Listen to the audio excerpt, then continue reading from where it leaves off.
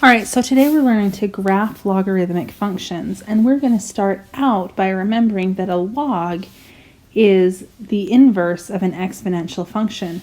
So right here, I've given you the exponential function y equals 2 to the x, and we're going to go ahead and fill in this table. So notice our first x value is this negative 3 right here, so what we're saying is 2 to the negative third power. Which, if you don't know what that is, you can type it into a calculator, but your calculator should tell you that it is 1/8. Our next value is negative 2, and if I do 2 to the negative second power, my calculator will tell me that that equals 1/4. 2 to the negative first power is 1/2. 2 to the 0 power is 1, because remember, anything to the 0 power is 1. 2 to the first power is 2. 2 to the second power is 4, and 2 to the third power is 8. So now that I have my table filled in, I'm going to go ahead and graph it on this graph. So I have the point negative 3 1/8, which is about here. Negative 2 1/4 will be about here. Negative 1 1/2 is about here. 0 1 is right here.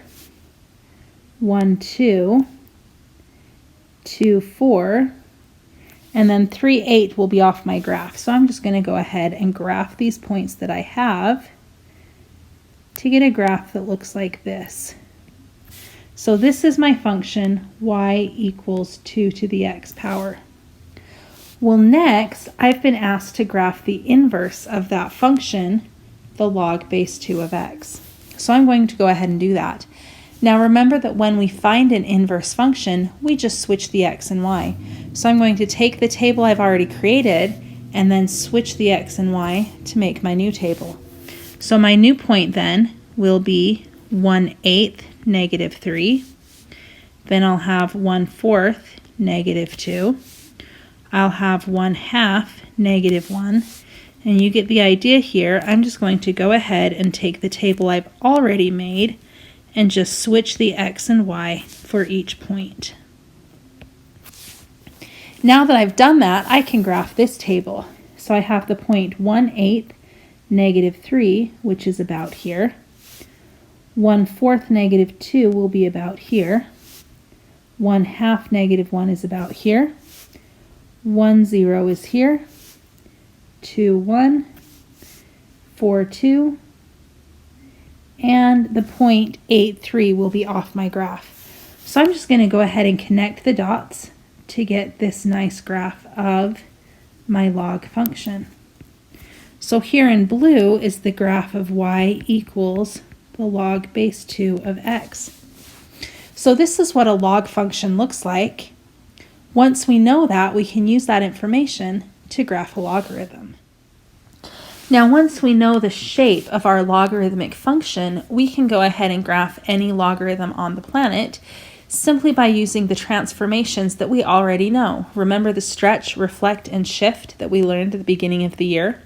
Well, we're going to be using them here to graph our logarithms.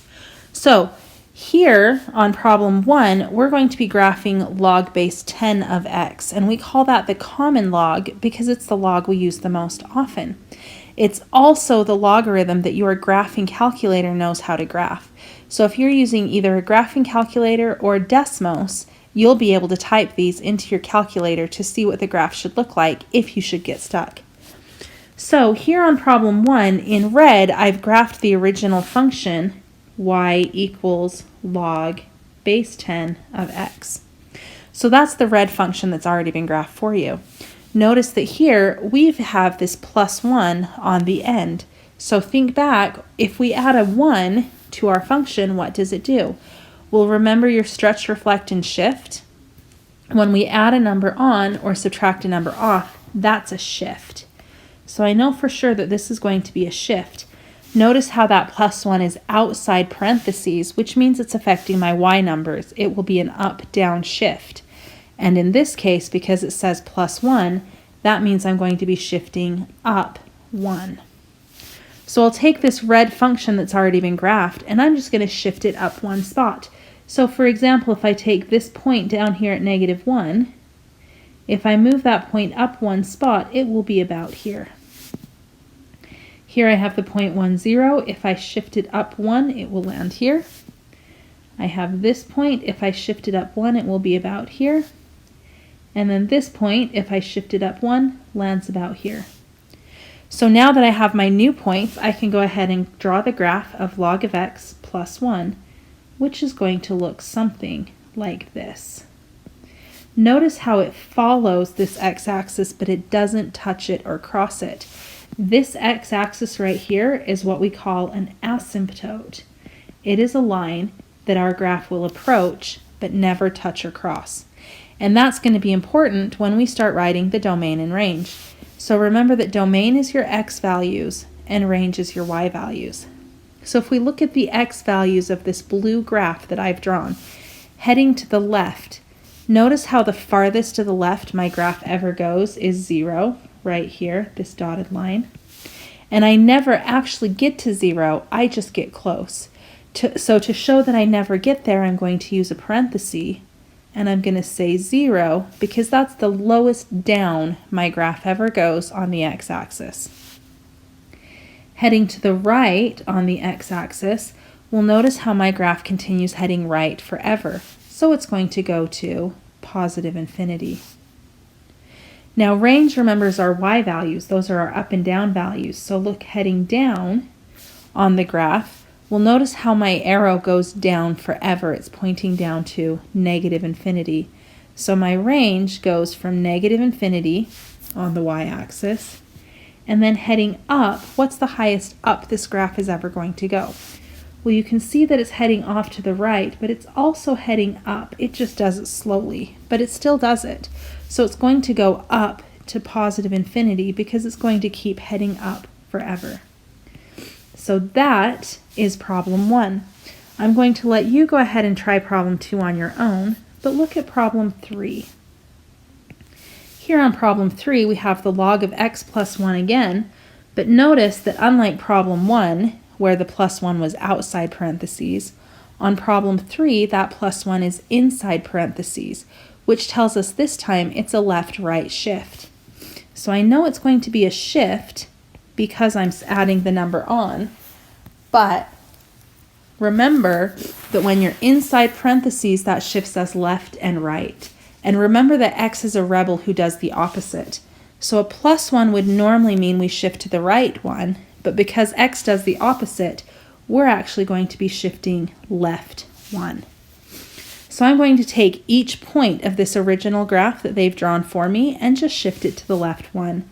So for example, I have this point right here that shifts left 1. This point at 1 will shift left 1. This point at 2 shifts to the left, and this point at 3 also shifts to the left 1, and I get a graph that looks something like this. Okay, so here's my new graph that's been shifted to the left 1. Now again, we're looking at the domain and range. Well, remember before how we had this asymptote here on the the y-axis. Well, we still have an asymptote in this problem, but notice that this time my asymptote has also shifted to the left 1 spot, which means that now my asymptote is at negative 1. So when I write the domain, I'm going to say that the farthest to the left my graph ever goes is negative 1, that asymptote. Heading to the right, well, my graph will continue heading right forever, so it still goes to positive infinity, heading to the right. And then for range, those are my up-down values. Well, heading down, we're going to continue going down forever, so we go to negative infinity. And heading up, well, we head up forever as well, so we're going to go to positive infinity. And there's the domain and range on problem 3. Knowing that, you can go ahead and try this assignment out on your own.